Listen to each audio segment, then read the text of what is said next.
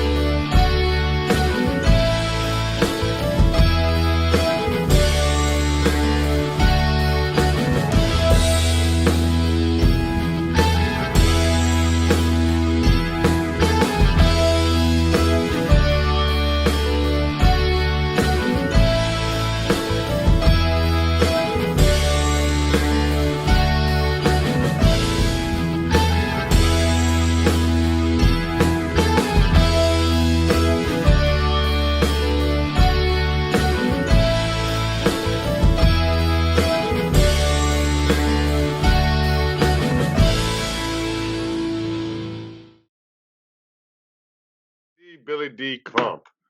Welcome back. No, wait. I'm going to interrupt you. Everybody, clap your hands. Brendan Fraser got a good role. Oh. Brendan Fraser.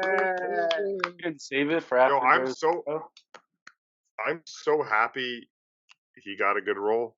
Yeah, we could have saved that for the news. There's something else too. I saw he got cast in something else, like a second movie, not as big as being in Scorsese, but it didn't sound like a piece of crap either. Yeah, I want everything for Brendan. Everything. I was literally yesterday. We were watching Mommy 2. I was like, damn, he's so good in this shitty movie. He's so good. Oh, the kid in that movie is one of the all-time worst movie kids. That's a future topic. Worst movie kids. We should add that in sometime. Saturday. I get at least two. Saturday before I left for a thing, I was so in the mood to watch Encino Man. I actually rented it. Yeah. I was like, yeah, I need that. Yeah, that's a good flyby conversation. There was a flyby conversation. Check it out, Pollywood. It's like the fourth flyby. City Slickers? All right. City Slickers is to the LeBron James's ether web. A hell of an intro. Okay, guys. Cold open. Welcome. They call this a cold open. Yes. Welcome to Flyover State of Film. With my boys, Jusef, Brian, and TJ. How are you guys doing tonight? I like the cold open that we got. We got a fun one planned for you tonight around children and the summer. But first, let's start with some news. No children were harmed during the taping of this episode. No, I'm not sure. I got a couple in cages. Check. At a time like this? And there's no good time to put a kid in a cage, all right? Oh, God damn it. All right. So, speaking of kids in cages, Disney has a recent lawsuit. Oh. And, Scarlett Johansson is suing Disney, or I should say her camp suing Disney for releasing Black Widow also on Disney Plus while in theaters, and that breached their contract. It's kind of, I think she deserves that lawsuit because that's fucked up. They should renegotiate it. Also, didn't John Krasinski win his case for Quiet Place 2? Anyway, someone put it on the list. What do you have to say about it? Emily Blunt, Emma Stone jumped on board too. Yeah, I got something to say. Emma Stone did. Yeah. You know I have something to say about that. Let's talk about her better half writing Teenage Mutant Ninja Turtles instead. Yeah, they're doing that again, I guess. They're gonna do another Teenage Mutant Ninja Turtles movie. Take another crack at that, huh? They're gonna keep taking a crack on it as long as Nickelodeon owns those rights. Will they make fun? Do you think in the script they're gonna make fun of Simone Biles, or is that just his SNL partner? No, he kept real. It's funny. Colin Jost, partner on TV and partner in life, were both very much in the news this week, and that motherfucker kept his head down. He was like, "My phone is no charging." comment. Yeah. He's like, my phone is charging. I'm cooking dinner. I'm busy. I'm good. I have stuff to do. Ooh, I'm working. Very busy. Gotta go. He's just walking around his apartment with a clipboard, acting like he's got somewhere to be all the time. Like, I can't stop. Gotta go. Oh God, guys, why'd you have to bring it up? No one wants to hear from me. I'm Colin Jost. But it's like him and his brother.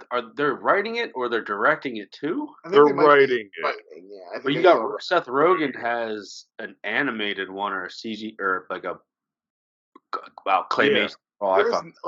There's never not been an animated turtle show on the air for like 20 years. It's just like a cycle. There's been like every 3 years there's a new one. It happened, you know. I never watched any of them. Secret of the Ooze was the last time I was watching Turtles. Well, you haven't even seen those newer crappy ones. I did see the Michael Bay ones, which I thought were like kind of better than they got reviewed, but still pretty bad. Too much. I liked when the second one brought in Bebop and Rocksteady just because I was like, yeah, cool. Yeah, that's cool. Like I like that to see that. But as far as the movie goes, you know, whatevs. I tried to watch it twice and I fell asleep twice. That's fair. I think what's gonna happen though, like there's some overreaction though. If they're writing the movie, like that script might change hands at some point. I feel like those rumors always come out, especially like a big name like Colin Jost, right? Like it's like huge. Which draft did he write? Yeah, absolutely. No, and then like I said, it's either gonna be decent or they'll just forget it and move on to something else and try again in 5 more years. You know what I mean? It's just maybe just to give like a little bit of optimism, he's the right age and like demographic. Grew up with the right Ninja Turtles, so like it might be better than his SNL writing. I don't know. Put people in the suits, man. Just make it. I also don't care enough. I did like. That's one thing I liked about the Michael Bay Turtles. I think this is maybe a hot take. No, I think hashtag hot take is that I like the they were mutant. They were like big and like I like that they were like tough and like bulletproof shells. I was like, that's cool and smart. They're ninjas. They have to fight and whatever. That's a cool, especially in like the world of superhero movies where you're like everything's been up, the ante's been up. And you have to be able to like smash through a wall at least, bare minimum. Like you know, I thought that was reasonable. Yeah. I mean, but then they even did like the voicing. I thought was pretty cool. How they pick and choose. I mean, that one dude who did I think he was Leo in the first one, but they just voiced in Johnny Knoxville. He kind of got fucked out of it. Yeah. Like Alan Ritchie or something like that. Or, I remember hearing about that. But I was also like, Johnny Knoxville, rad. Who's the guy like Joe from Monk? Tony Shalhoub? He was Splinter. Oh, okay. Yeah, and I think Rocksteady or Bebop was was Stevie's dad from Malcolm in the Middle. Who's a pretty big voice actor, I think, to begin with. The casting was fine, even though there wasn't one of the Turtles Thad from what's that fucking movie called? The Blue Mountain State, like that big dumb guy. Oh yeah, the big guy. Richie something. That's his last name. Either way, we spent too much time on Ninja Turtles. Yeah. So anyway, that's it wasn't on the list. So we're way off script here, guys. Really, the only other thing I think that's come up recently since we last recorded, worth the note though, is David Gordon Green is going to the Seth Rogen, David Gordon Green team. I don't know about Seth Rogen. No, not Seth Rogen. Sorry, Danny McBride. David Gordon Green. They're going to try their hands with the success of the Halloween remakes. They're going to try their hands at an Exorcist remake for a new trilogy of that. And that's one of those things. Well, reboot cool, right? Because I saw Ellen Burstyn is coming back. Yeah. So they're going to do the same thing, bring back Old Lady. They're going to literally their plan is to bring back Old Lady again. Mm-hmm. I'm sure. That sucks. She's going to get drunk. It's definitely just easy to do, like to make any sort of religious horror scary. So it's like I'm not worried about it looking bad. It's also like we've had endless exorcism movies. It's not like they stopped making exorcism movies after The Exorcist. No. They come out like at 2 a year. So like there's nothing new they're gonna do. There's nothing original they're gonna do. They even had a TV show. It's just like TV show is pretty solid. I've heard that. I'm not gonna watch it, but I've heard that. But it's not worth watching because it's one of those shows that got canceled when they're like, we have a lot more to say, and then you're like, well, now I don't care. No, you don't. Because they made it more procedural with about The Exorcist than just do, it was like Law and Order or The Exorcist, but it was the same story every time. Do you think they're gonna do the same thing that they did with Halloween and then just do like a reboot from the first one and then pick and choose the great moments of the sequels and then just call it their own? That's the thing. It's like they said we're not doing the sequels, we're changing everything, and then all they did was like you said, just like drop the little scenes. Everything's a reference. Everything's something you saw in one of the sequels. The only thing they're not going to do is pick up straight from the scariest moment of the whole franchise. Is in Exorcist 3, the hospital scene. Yeah. The only reason why they're not going to do that is because it's 5 minutes of silence.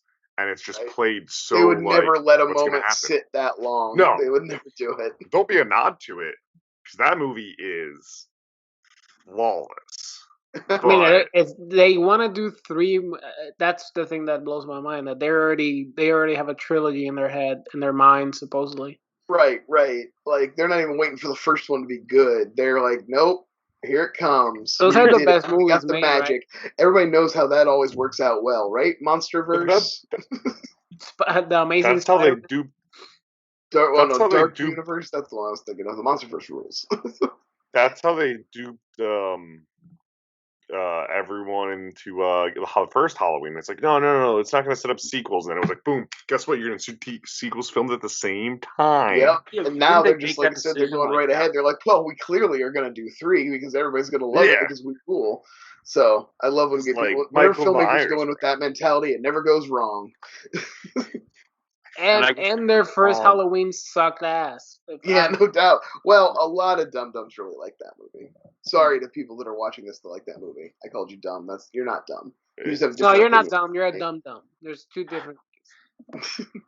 Horror, it's weird. It's like the week of horror remakes for me, and they can be good, and it's very frustrating that we have so many bad, just poor decisions made and bad ones, because you could do them. Even like Rob Zombie's the first half of his remake is at least trying something different than just like Rob Zombie. The first Rob Zombie Halloween is a standalone Halloween tribute movie.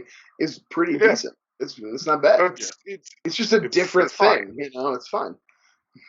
I mean, does it have his gross white trash fingerprint all over it? Of course it does. That's what Rob Zombie movies are. It's like he's got one of those styles, just like a Tim Burton or anybody else. That when you're watching a Rob Zombie movie because it feels gross. Yeah. Nobody has taken a bath in weeks. Yeah. It just smells like menthol. All right.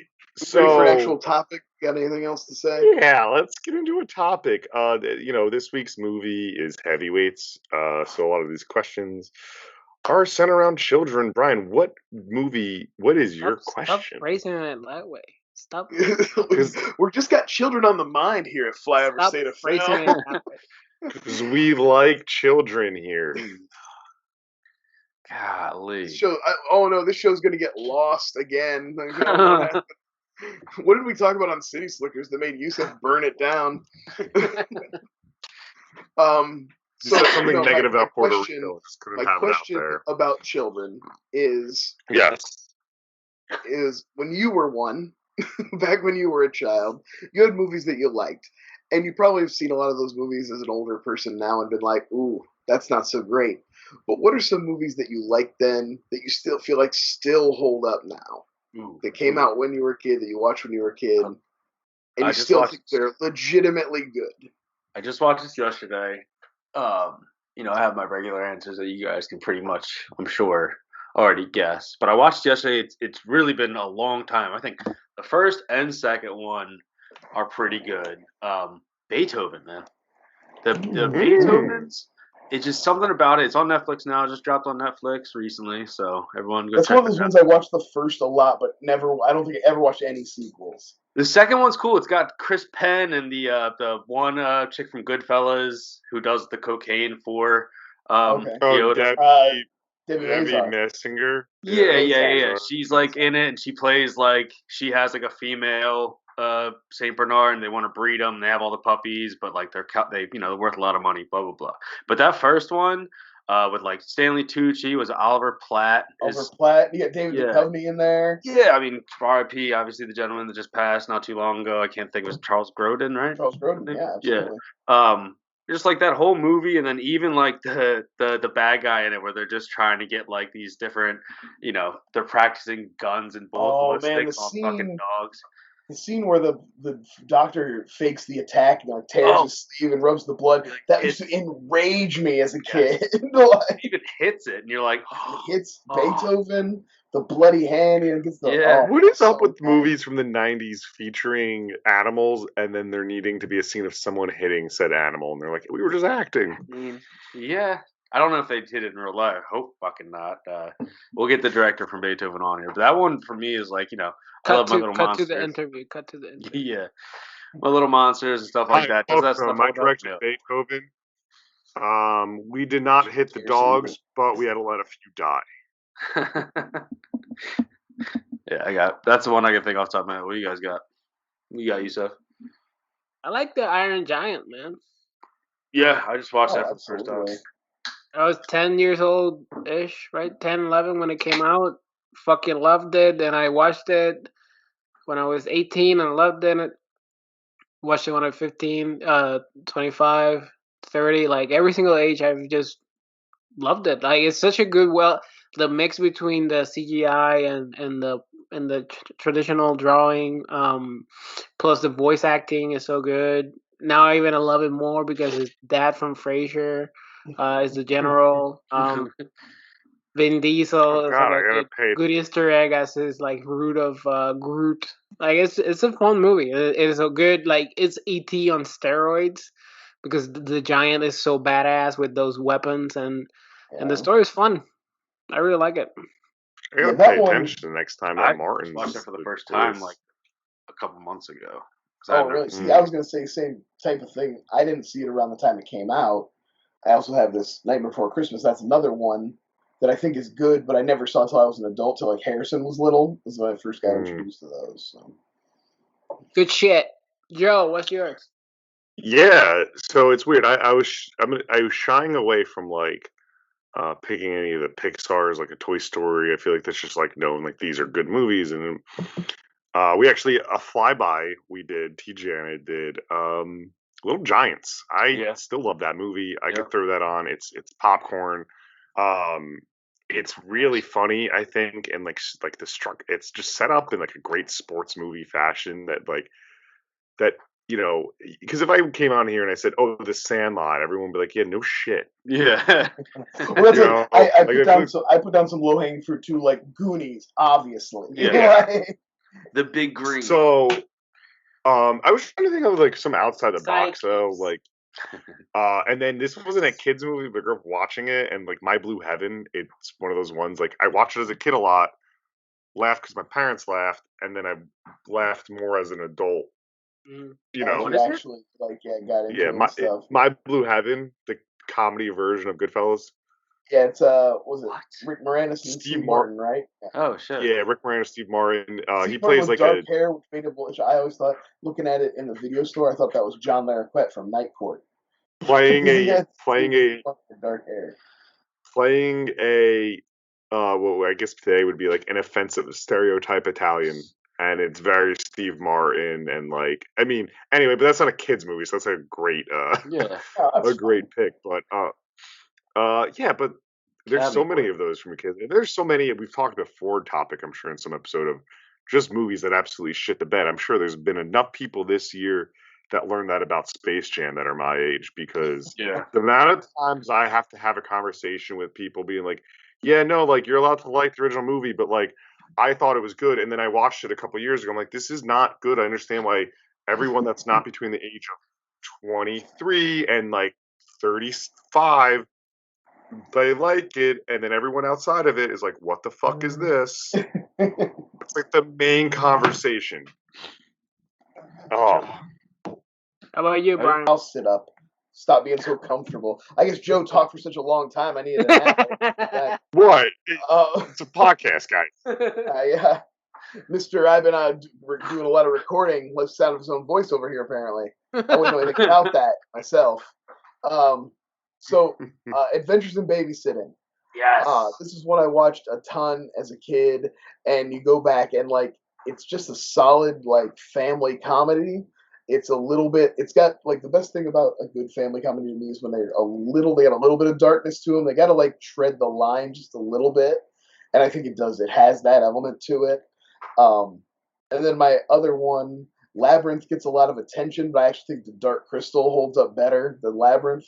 It's got cooler stuff in it. It's weirder. It's like better, You watched better Henson. I think I started to, and I just couldn't get into it. I'm not, Dark Crystal is great, but I don't know if I want to sit and watch like 6-hour-long episodes. The movie is plenty for me, I guess. Yeah, sure. I have a friend who loved it. He loved it, but I could never.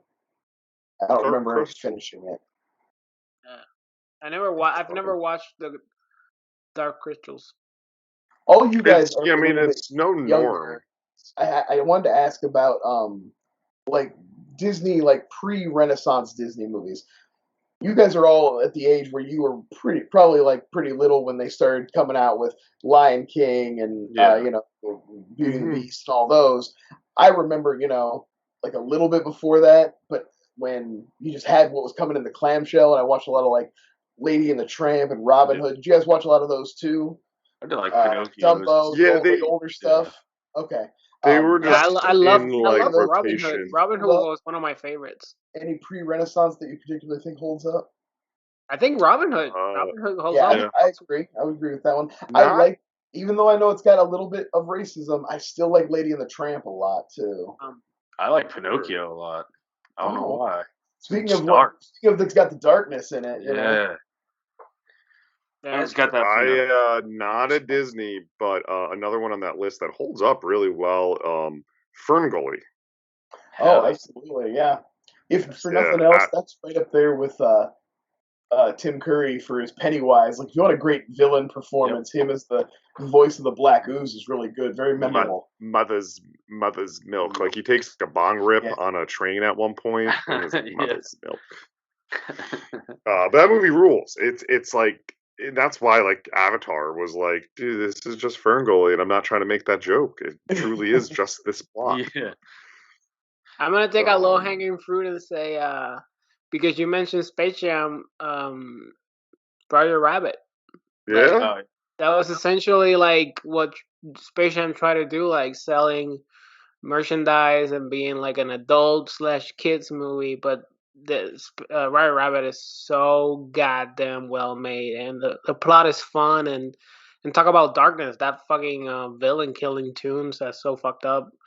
His evil laughter really fucked me up as a kid. Like, I legit was scared of him when he turned into that crazy Toon. Oh yeah. Oh, the dip scene. Like, to this day, Sarah will like skip that scene. She'll like fast forward past it. It's like, I'm not watching that. That's traumatic. I did have like Homeward Bound when Shadow's stuck in the hole. I'm like, I can't watch this. Even though I know what happens. Homeward Bound is one that's like, when people ask me about a movie to make you cry, that movie will hit me up like 3 different times. I'm like, how did they? I have no emotion for humans. Like Tony Soprano.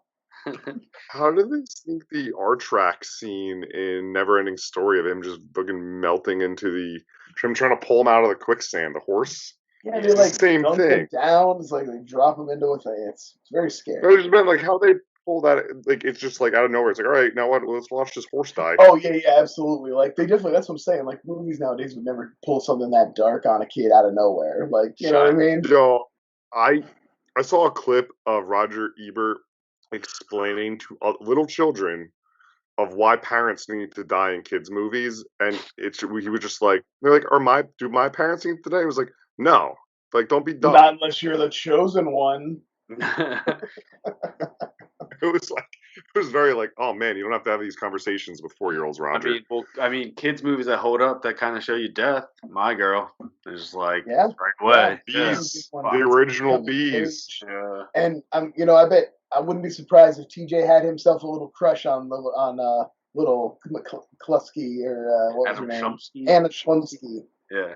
Well, speaking of that, Brian, it's funny you mentioned that. Let's see before Joe says something inappropriate. I'm keeping quiet. So natural. Obviously what we're doing good segue. It's a great one. We're doing an episode about movies we watched when we were kids. So I was just thinking, like, everyone watching, movies when you're a kid has a crush on someone from these movies, or a consistent, like, how Disney used a lot of the same kids groups for a while. So maybe you had a crush on one of them. So who were like your kid crushes growing up? You're all adults now, so obviously we were kids at the time. That's what we're talking about. So go ahead, Jusef. You start us off. Joe. No, me. I think I've said it before on this. It always sticks out, and that's why it's like, because I was like 12, so it's a little older than not. But like Lindsay Lohan at Freaky Friday to like then up to Mean Girls will always stick out as the first like crush where I'm printing out like fully clothed photos of her and putting them on like my little corkboard in my room. Pre that, it was more like the Kimberly the Pink Ranger, like from Power Rangers, like 6 Amy Jo Johnson, like 6 the first Pink Ranger. Yeah. Honorable mention, but I was a little about the same. I was getting to be like sixth grade or something when Power Rangers came out. Yeah, that would be like the first crush, probably, right? Because it was like TV, pretty girl. But definitely Lindsay Lohan's the one that was like something moved.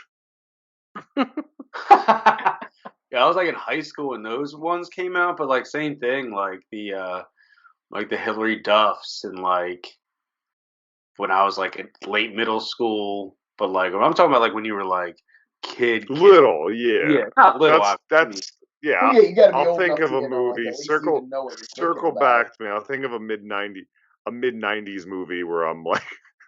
Well, I got a couple of easy ones here. I mean, obviously the Anna Schlumskys. Veda was probably my first crush, but it's weird because I always said I would never like another ginger, and I got two on my list right off the top of my head. Jenny Lewis from The Wizard. Yeah. And, Big Girls Don't Cry, They Get Even. She probably did a couple other things too, but obviously Carrie Green. She is probably top list for me, next to like Elizabeth Shoes and those. But those were like high school girls I was watching when I was in. Right, you were littler than them. You're talking about now. What that second one? What would I know her from? I don't even know. That name does not ring a bell with me. Or Carrie Green. Carrie Green. Carrie Green. The girl from The Wizard. I know the girl from The Wizard. Andy from the girl from the Goonies. Oh, Andy. Okay, so Summer Rental. The name did not click with Summer Rental. She's the daughter of Summer Rental. Yeah, then obviously, I mean, Joe said Little Giants. Icebox for me was a big one growing up. And then even the cat Gaffney, Julie the Cat Gaffney. I mean, Connie Moreau. That's a good one. That's really, from I love D2. That rolls into our movie today, but I watched the first two Mighty Ducks movies, seminal for me. Also, Game Changers D2 Plus, very good. What about Lex Wendy from Jurassic Park? I love Lex from Jurassic Park, and then she was also in Angus when she was like older with like Angus stuff like that. Yeah. Wendy Peppercorn, big one also. Yeah. Oh, so obviously. Now this is one for me, and I feel like we've done this topic a couple times. We do it like every 4 episodes. I'm sure. Every 4 episodes we talk about child. Yes, we talk about how we want to date a child every 4 episodes. I can't. Greg's favorite podcast. I can't wait for a podcast to be. Can't wait for this podcast to only be available on the Freedom Phone, where the App Store lets anything on it. Yeah, but no, we were like the same age, and it's the Wednesday Addams to Casper to Now and Then Pipeline, Christina Ricci.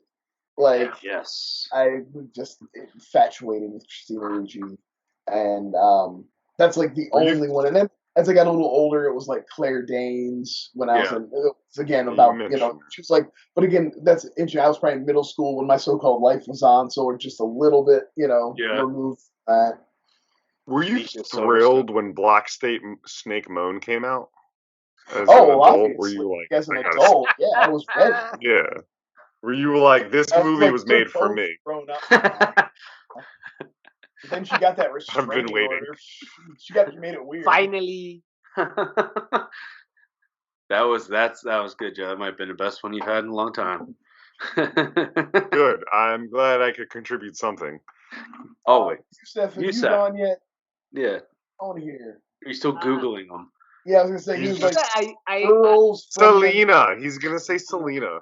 Because you kept saying that I had to be child because you're in your pervert mode, and I just clicked in my head that I always like was attracted to like teenage or like women. You know, I had a crush on Halle Berry when I was a kid. But I was just like trying to search things, and it just dawned on me that I literally grew up with her, and I always had a crush on her, Topanga from Boy Meets World. Like I saw that entire series as a kid, and she was kind of the same age as me, and I always had a crush on her as well. But yeah, I always had crush on like women, I guess, as a kid. Okay, so I get that completely. The question though is, Winnie from the Wonder Years or Topanga from Boy Meets World? I think it just depends on how old you are when you watch the shows. Yeah. Like for me, because I think Winnie edges it out. I was a little younger than Kevin probably when that show was on. It was weird when you started your sentence because it's like you said Winnie and you went like this, and I thought you were gonna ask me about my Winnie, like my winner. I was like, where are we going with this, Joe? Because you've had a lot of questionable I have. It's been choices today. Yeah. Fine. But yeah, I know. Yusef's gonna get the snippers out for this episode, man. He's gonna be. No, I'm gonna leave everything in. The sister from Critters was hot too. Yeah. Now this was devolved. I knew this was devolve into the Who's Hot podcast as soon as. Yeah. Boo fucking who? Now we're just talking about who gave TJ a boner when he was a kid. Oh well, like Elizabeth Hurley being in Austin Powers, being a huge crush. Speaking of just women as being a kid, being like, yeah. If we're gonna go that way, what was her name from Weird Science? Kelly Brock. Kelly Brock. Yeah. Yeah, I used to watch that movie as a kid so much, and I was like, yeah, I wanna build her from. Did she have sex with the kid? That's what I always wondered. No. That's a bad, right? Like that was like the lesson they learned. Yeah. That was the lesson they learned, guys. It stays in my kid brain. That's one of those filed away, never to be seen again. I don't know. I have news Maybe for you. Check out the DVD bunker. Maybe we did an episode on it. Don't rewatch Revenge of the Nerds then. Or do. For obvious reasons. Or do. Whatever you want to do. Yeah, dude. Yeah. Just, everybody's got their own level of comfort. Just don't tag me claiming that it's the best Batman. That is a shot. So, wanna do movie game? Sure. I always want to do a movie game. See, that transition was equally as good as what you did earlier. Yeah. Better is always making sure you point them out. Good, bad, or ugly. I like that we always call them out. Yeah, you have to. If it's good, you go like, wow, great transition. Right. 90 episodes in. You're like, what a shitty transition. Yeah. So I didn't. I always wonder why this podcast isn't taken off. I just couldn't come up with a topic, and let's just do a stupid game. So, and I just couldn't figure out like a reason to do a game. So, I just Googled what celebrities were born in August, and fun fact, celebrities are born in August as well. They're just like us. Joe, put your hands up. Oh wow! So, the game's gonna be I'm gonna mention. Describe a character. You'll get 2 points for the actor. 3 points. No, that's too complicated. 1 point if you name the movie, and 1 point extra if you happen to know the name of the actual character. All right. So you're describing a character. You get an extra point if you know the actor. I'm lost. You go up to 3 points. I'm gonna describe a character. You have to tell me the actor, the movie, and the character's name. And do we shout her name out after you're done? Yeah, once I finish saying the thing. TJ. I'm going to do this. So instead of saying name that movie, I'm going to be looking at my phone reading the thing. And as soon as I look, say your name. So we got to watch the screen now? Yeah. Because that way, putting Joe at a disadvantage because of his shitty internet. It's gonna be a delay. My internet's good now. Yeah, that's Joe of the past. All right. So this is the game named Celebrities That Are Born in August because Jusef Googled it and IMDb told him the celebrities names. I'm gonna shit my pants. You put a lot of thought into this game and the name. I like the effort. We've clearly burned out Jusef, so this is probably the last episode of Flyover. Goodbye, everybody. You're just trying to think of the next time you could go on the toilet. My stomach hurts right now. Me too, man. Straight water. All right, this hunk. God. All right. I'm gonna start again. This hunk will have to deal with an intense media circus, poor photo shoot choices, and a secret love affair, all while his wife decides to take a long vacation from her life. TJ. Ben Affleck, Gone Girl, Matt Damon. I don't know. Anybody knows the name of the character? TJ has 3 points. I never saw the movie. I thought we got 2 points. And 2 for the actor and the rest are Ben Affleck's character, whose name was Sean something. No. Yo. No, I'm blank. I'm trying to hear her saying his name because they say his name a lot in that movie. 1, 2, 3. All right, his name is Nick Doon. That's why it's like the bonus, because I don't think. Well, some of them are easy. It's on purpose, just in case there's ties. All right, TJ's up front with 3 points. 2 for Ben, 1 for Gone Girl. Good job, TJ. I'm proud of you. Thank you. Next one. A freshman at a university has to find ways to survive in the cutthroat world of a cappella singing gangs. Joe. Anna Kendrick. Pitch Perfect. Debbie. No. Anybody knows the name of her? Yeah, go to Brian first. I don't know this shit. I know, just pick a guess so I can think. Sandy. Close. Becca. Yeah! All right. The rest are easy. Those 2 were like the game-changing in terms of bonus. Love that movie. Next one. In the Celebrities That Are Born in August, according to IMDb and Jusef Googled it game, if she tells you to bring an umbrella, best trust her advice. Unlike her local weatherman, she has more control over the weather. Joe. Halle Berry, Storm, X-Men. Yeah. Oh, I thought it was that, but I was like, that's a weird. I almost said Mary Poppins. I'm trying to confuse you. Yeah, I tested it with my wife, and she said Mary Poppins first. I'm not doing very good at this game, guys. No hair, no arm, no problem. This female badass leader will take you on a scenic tour of her apocalyptic wasteland. Brian. Joe. Charlize Theron, Furiosa, Fury Road. Yes, Brian with 4 points. TJ with 4 points. Joe with 4. I should have more than 4. Oh, actually, you have 5. Sorry. I got 3 the first round, and I did a clean sweep the other. Ooh. We'll see. You have 6 then, right? 6? Yeah. 6. All right, I know how to count. I'm an accountant. This is the easiest one, so be quick. Oh, damn it. You better not be talking to him. TJ. Dirty Harry, Clint Eastwood, Harry.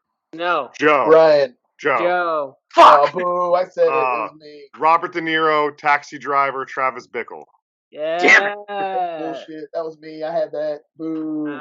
This game's rigged. Shit is rigged. Like coffin flash. This one is a gift. This one is a gift for Brian. If you don't get it, it's fine. It doesn't matter. No, I won't get it. It's probably Alien. While the government has finally come out with the truth about aliens, this man has been searching it for years. Brian.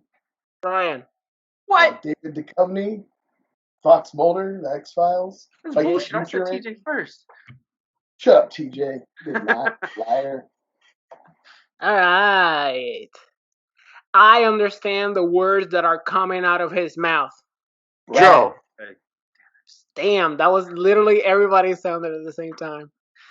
I said it first. I don't know. Literally everybody sounded at the same time. It sounded. Brian. Oh, what the fuck? I'm gonna come back to it again later. See if where is quicker again, because that one was alright. Alien animal hybrids claim that she is a queen, and who am I to argue with them? I'm gonna say it again. Alien animal hybrids claim that she is a queen, and who am I to argue with them? Brian. Sigourney Weaver. Eleanor from Aliens. Alien animal hybrids. What the fuck? TJ. Yeah.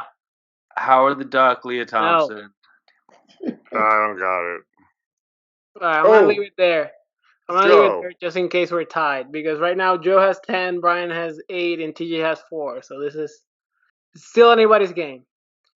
Alright, next one. Divorcee that is not afraid of getting in bed with her son's classmates. Joe. Divorcee, that's Helen Hunt. The Reader. I think that's a movie with a Holocaust. Is it Brian? Is it Stifler's mom? Who's the name of the actress? I can't remember who plays. Is it Karen Black who plays the actress? No, it's Oh, crap. You already guessed one. You already guessed one. Yeah, I can't remember the other one's name anyway. From Best in Show, right? Do you want to say the name of the movie to get 2 points? American Pie. I get it. It's my turn, TJ. I was saying it. American Pie.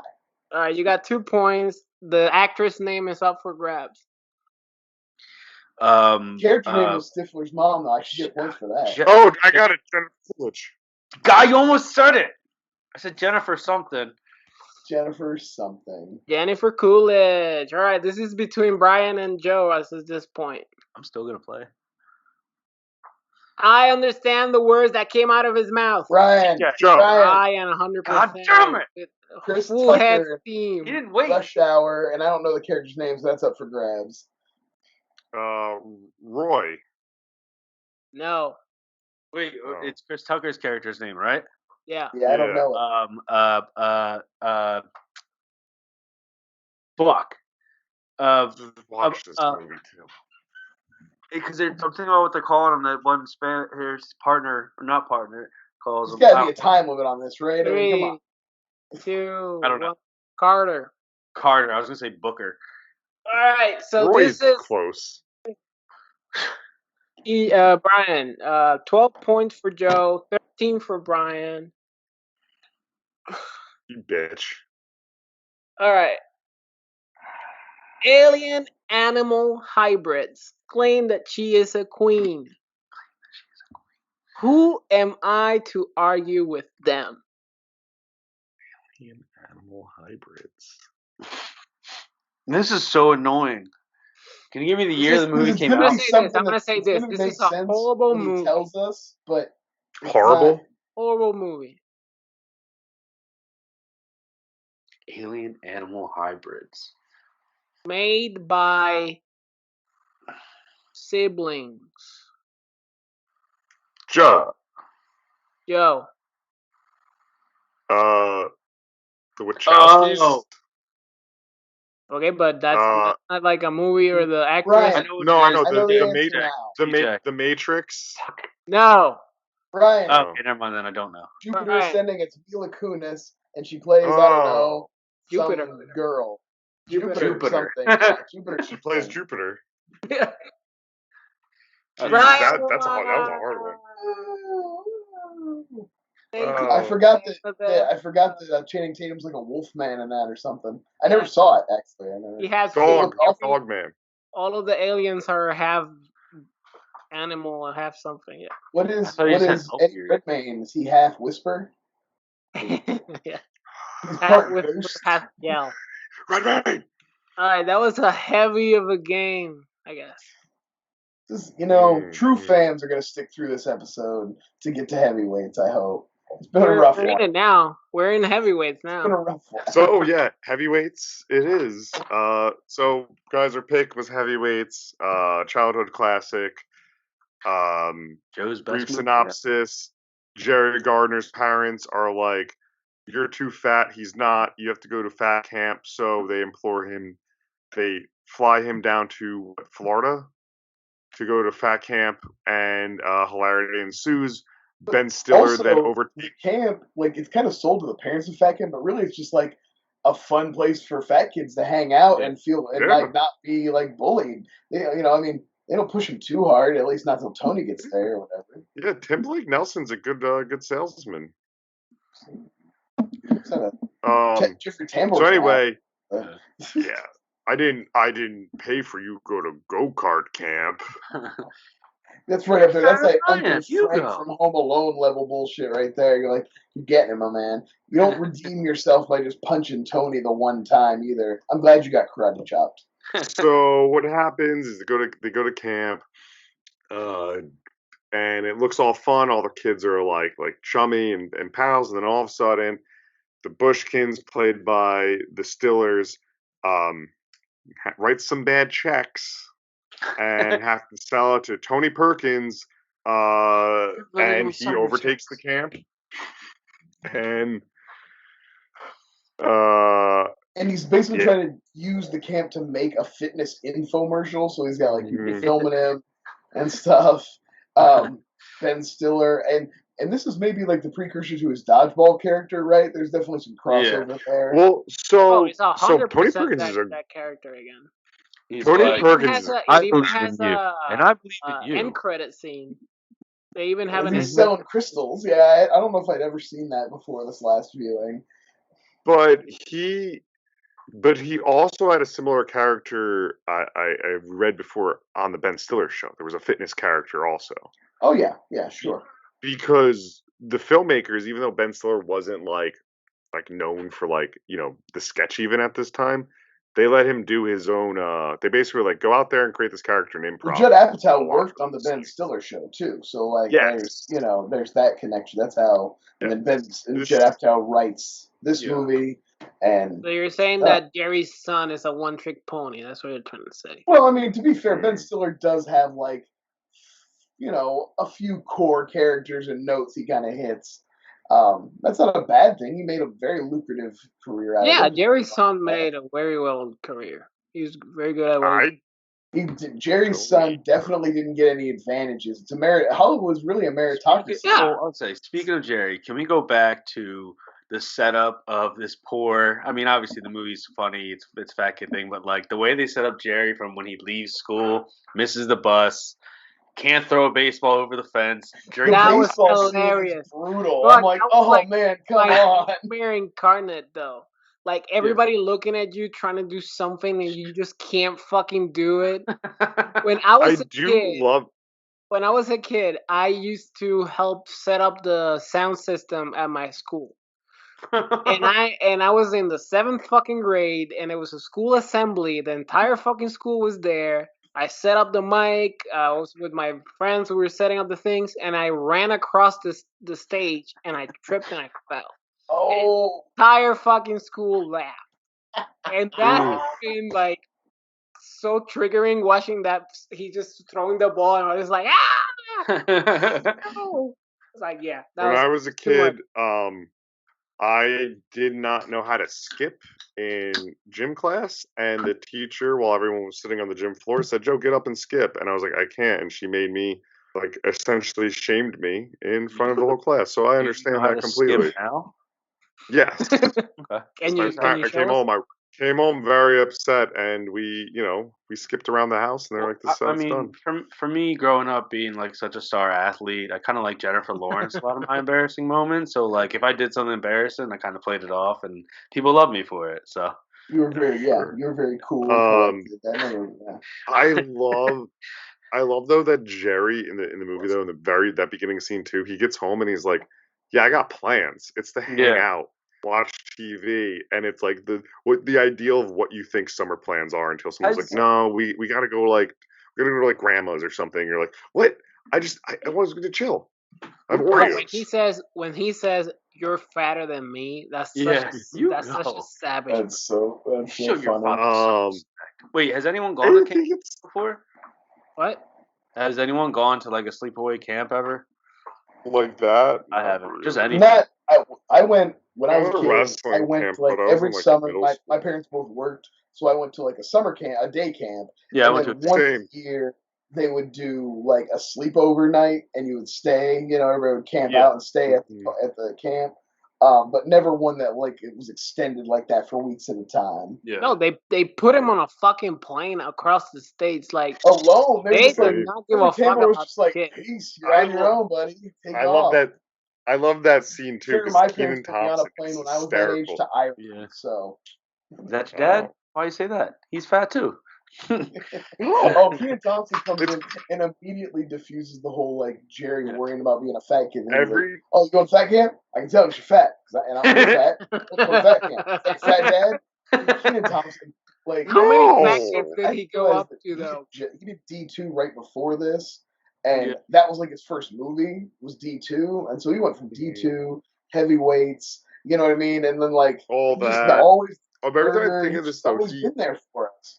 Never mind. I want to change my answer to celebrity crush. It was Kenan Thompson.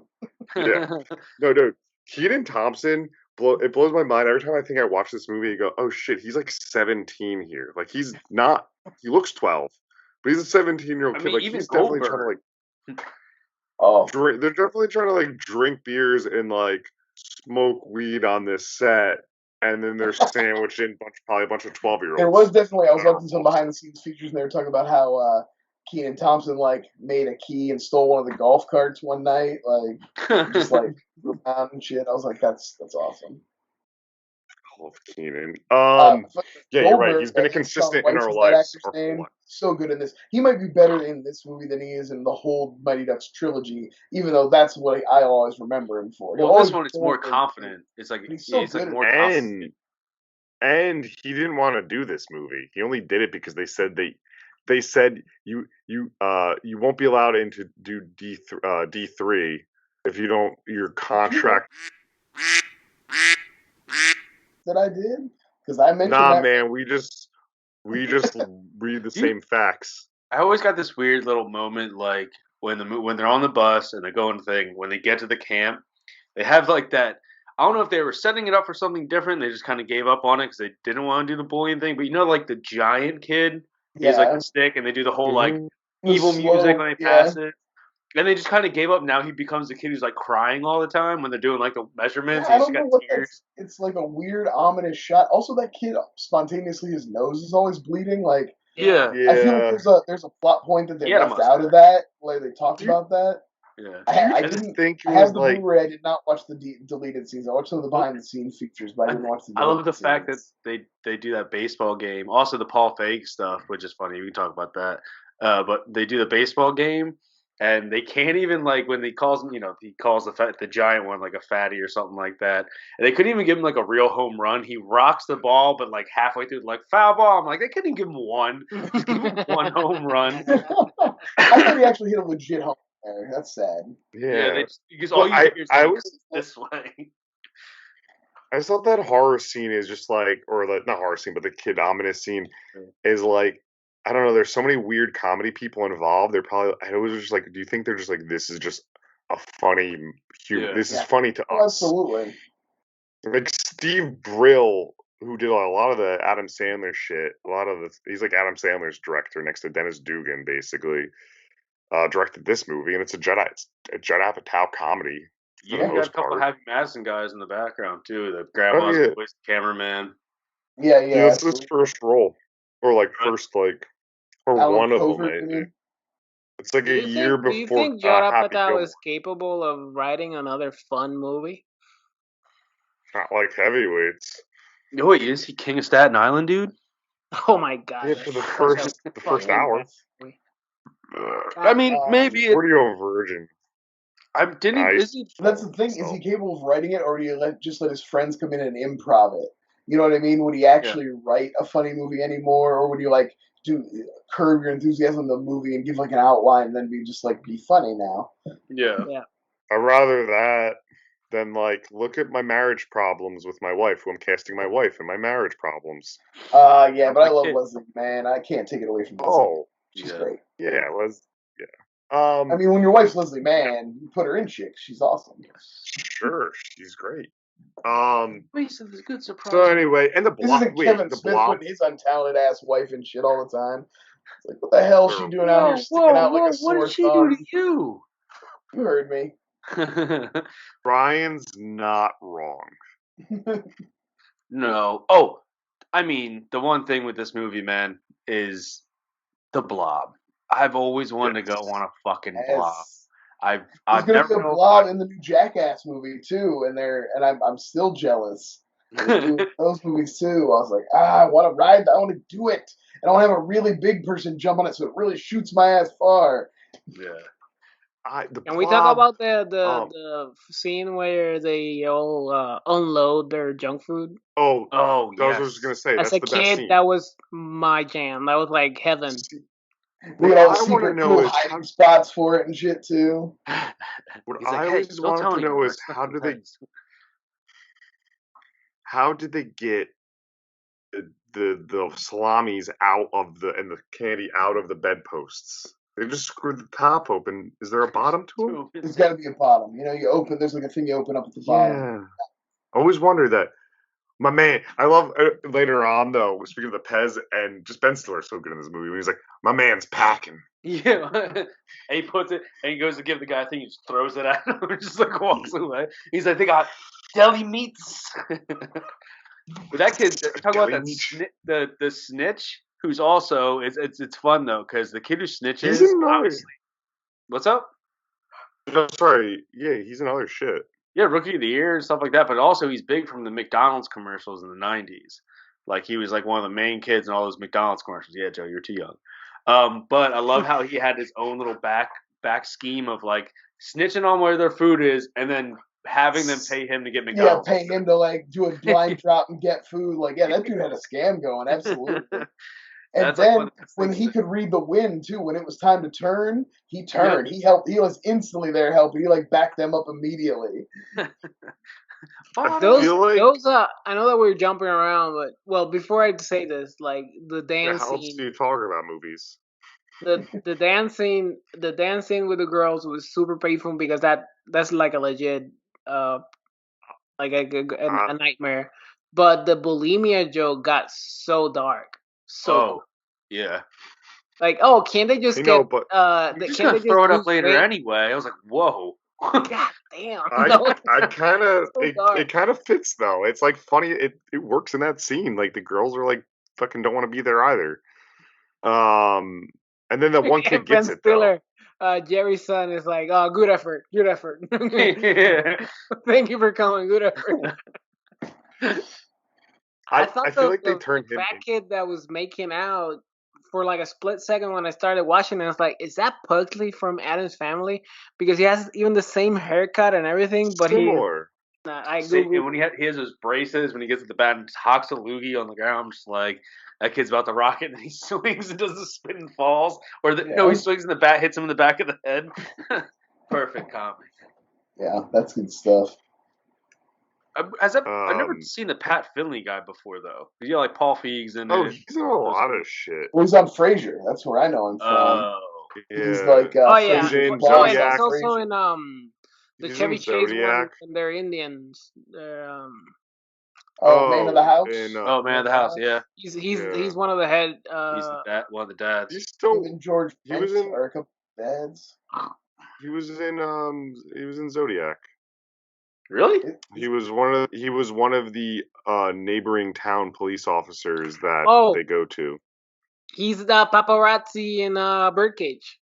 Yeah, that's what. Yeah, so he's a really consistent working actor.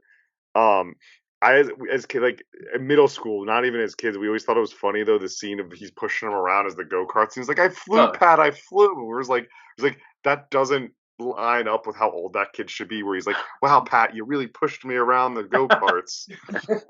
Also, there's no way Pat runs that much around the go karts without getting winded. No way. No, he doesn't make it around the first lap.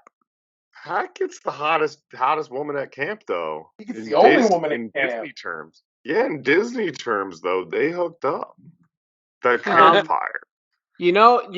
Now that that we're talking. She's like, She's like, no, stay. You know who should have been arrested was Paul Feig for wearing that outfit in the beginning. The Carolina the Panthers blue shorts and the cutoff.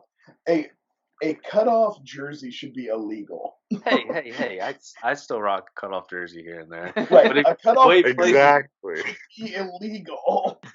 Check her intro. Yeah, the way he plays it off, he's like, and if you look up here, there's this bird, and everyone's like, "Yep, that's good." I do love though how the kids then become like the cool kids at their camp though, and they're just ripping on Paul Feig for being skinny.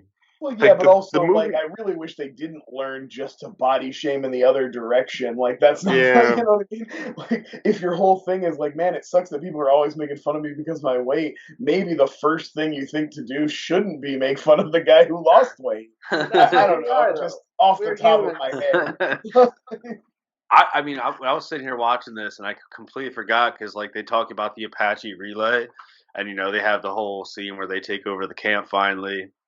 And do probably one of the best things ever. That pig out around the fire, one of the best scenes. But like, Pat wanted to go do that, and she was like, "Stay." He was like, "I don't know if you're worth it." Or how fast he got a sad hand job that night. That dude is holding that sandwich above his head, and that kid is like 6'3". Pat stayed for a sad hand job. Those adults were very comfortable with kidnapping charges. They're like, "Yep, we're gonna get some kidnapping charges in us, so let's just enjoy the summer, and we'll figure it out with the lawyers afterwards." When Stiller escapes and he takes a drink of the water with the glass, throws down and walks on, he's like, I like Tony Perkis's descent into madness is pretty fun. I mean, he starts off already pretty on the edge. Like, you can tell he's clearly using the fitness thing as a front to like not go nuts all the time. Mm-hmm. But he's doing his job though. His job. Well, he starts talking to himself in the weigh-ins. He's like, "It's not your fault. Then whose fault is Tony? it?" How you feeling, Tony? Bad. But I thought the movie once they like, his dad him playing his own dad comes in. This is a great character too. That is a character that is definitely on the Ben Stiller show. The dad character, and he's great. Like, he's the greatest playing this dad from Eastern Pennsylvania that clearly just neglects him. He's like, yeah, it's okay. We'll pay for everything. Pay whatever makes it go away. I forgot there was like a whole another like 25 minutes of the goddamn race and shit against. That's like the end of the movie, right? When Tony gets taken away. The Apache relay is for I feel like the Perkins end is for us, and the Apache relay is like, we have to do something to make this rewarding for the children. Yeah. Well, they definitely leave out a scene where they explain that, like, this year we're adding in some mental aspects to it, because, like, it's just, there's all these physical challenges, and then all of a sudden there's these new, like, math challenges. And, like, that's definitely not a thing that has been part of the Apache relay until this year.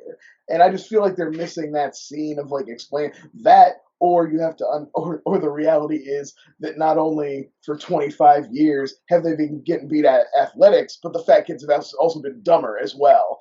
So maybe it's because they never got into that stage. They got stuck in the beginning, and they never got to the smart. I just feel like, and I forget there was something on the behind the scenes where it made it seem like I said, I wish I would have watched all the deleted scenes. I could have come in real hot here, but I feel like there's a scene where they say something in the things.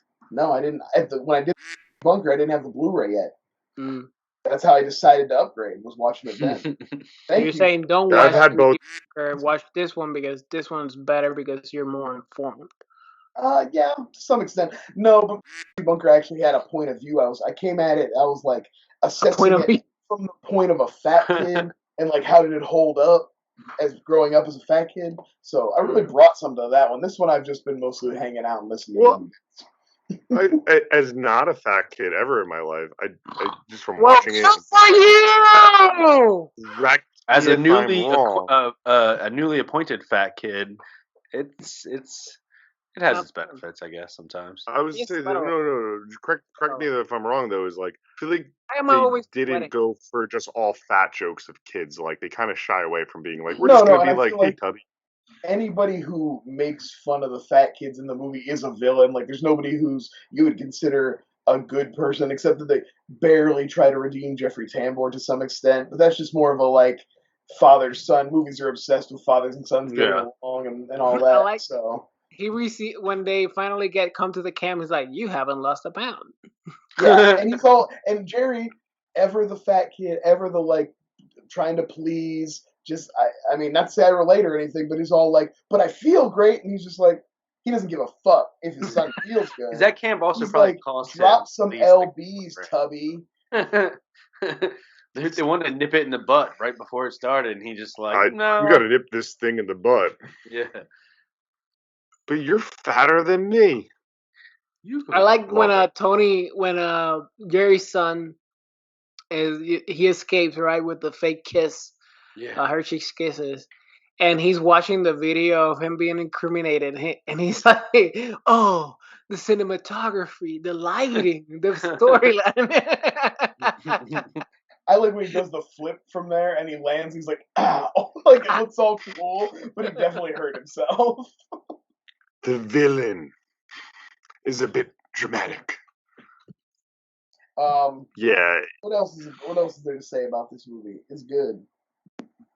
This did make me, after I watched it, I did revisit Dodgeball, just because I was like still crazy. What? Okay. Yeah, it's a comedy from 2004 starring Ben Stiller and Vince Vaughn. That's why I didn't see it. This movie made me want to watch it. I don't know if anyone else has seen this. Maybe Brian, but Camp Nowhere with Christopher Lloyd. Oh, yeah. I actually, because I had already done the fat kid thing, I was trying to look at this as a, like, okay, where does this rank as a camp movie? Because over 4th of July, I rewatched Meatballs, which for what felt like the first time, it's like one of those movies I know I've seen Wet Hot American Summer. Well, Wet Hot American Summer is great. Meatballs is forgettable as hell. Yeah. And the only thing about Meatballs is that it has Bill Murray in it. Like, literally, I watched it a month ago, and I don't remember a thing about it. Like, and I didn't remember a thing about it when I watched it, and I know I'd seen it before. So, yeah, I don't know. I was just thinking about camp movies. Camp Nowhere is a pretty fun one, though. Yeah. There's also a movie it's called Happy Campers. It's very early 2000s teen angsty. It definitely thinks it's very emotional. It's a weird one. So is it time? Let's go into the ratings. Ratings phase. Joe. Oh, this I didn't bring this up for a hold up as a kids movie one because I want to talk about it later. I still love this movie. Yeah. I think I've mentioned in Flyover, it's one of my comfort movies. I give this one a solid 8.3. I absolutely adore this film. It still makes me laugh too. I do agree though. The ending, like could just be flipped off. Oh, 8.3 deli meats. Nice. TJ. I'm right with Joe with this one. This might be. I think we maybe picked 2 in a row. Let's go. Was the last one you did? Great question. Anyway, this one. The whatever here. This one, yeah. Oh, yeah. It was a good one, I think. God, I hope it was a good one. But this is probably one of your top that you've done for a while. Never Been Kissed. Oh, I hated that. Yeah. Hated it. Okay. Maybe not. So, yeah. I'm going to give this one a clean 8.8 little chunky English kids covered in chocolate. That sounded awful. That was the one that I was gonna pick. Fuck. Damn it. That's a good rating, though. I love this movie. I can watch it at any time during the day. It's one of those Disney movies I think will always hold up, and I'm going to show my kids. Absolutely. Brian. No one's seen more butts than you, Uncle Tony. Amazing. I like this movie a lot. It's a lot of fun. It's a good Disney movie. I give it like a 7. I think it's a solid 7 of a movie.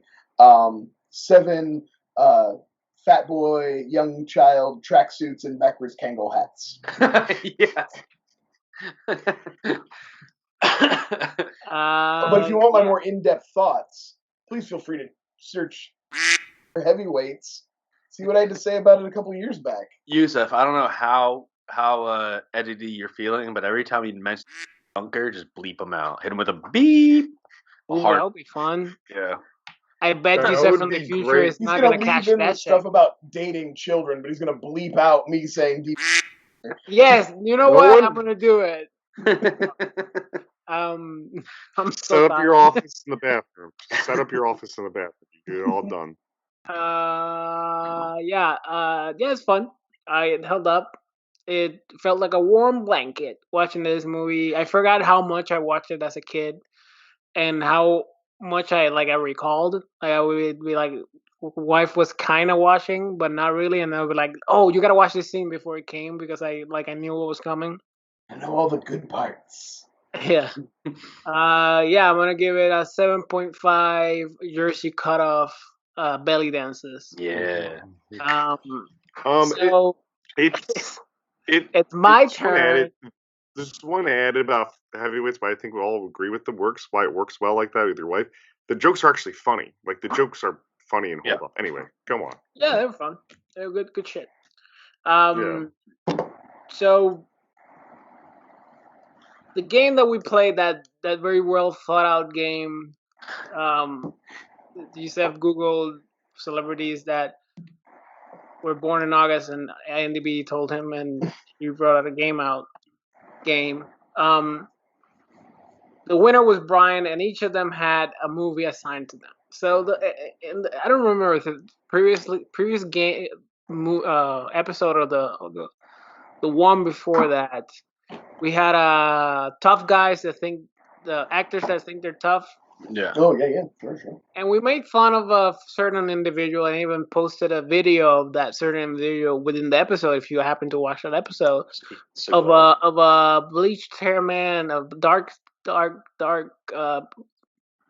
beard and hair with glasses that thinks he's an Aikido master.